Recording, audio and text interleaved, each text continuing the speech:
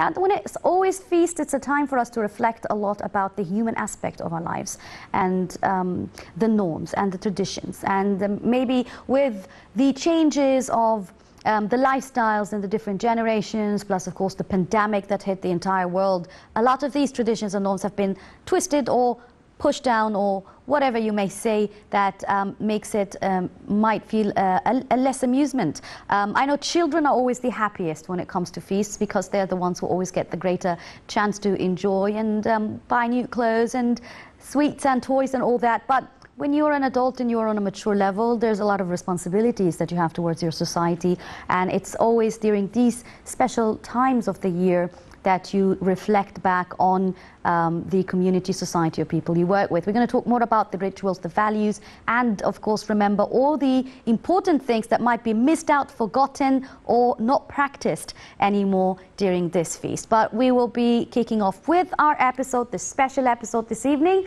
right after the short break.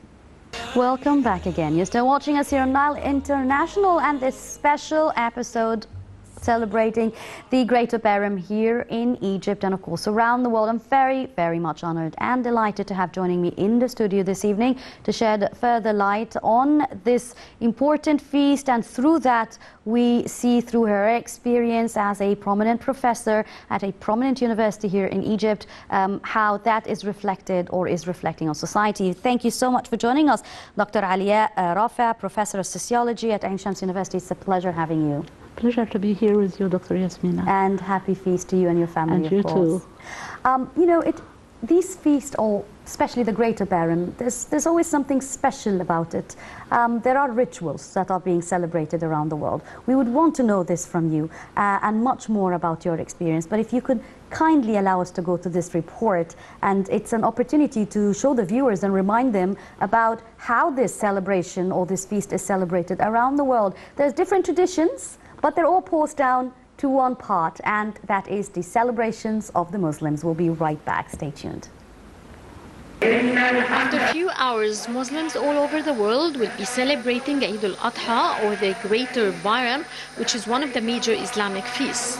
Eid al-Adha is celebrated annually on the 10th day of the 12th and the last Islamic month of Dhul Hijjah, as it starts after the conclusion of Hajj, the annual pilgrimage to Mecca in Saudi Arabia by Muslims worldwide. Hajj is one of the 5 elements of Islam, though it is not an obligation.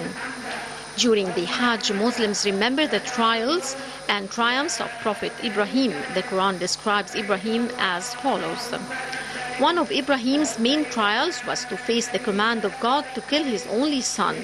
Upon hearing this command, he prepared to submit to God's will.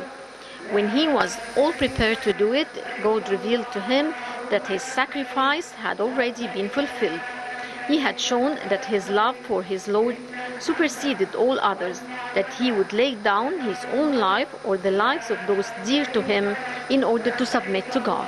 As Prophet Ibrahim was about to sacrifice his son, Prophet Ismail, God stopped him and gave him a sheep to sacrifice in place of his son. To commemorate God's test of Ibrahim, many Muslims families sacrifice an animal and share the meat with the poor people.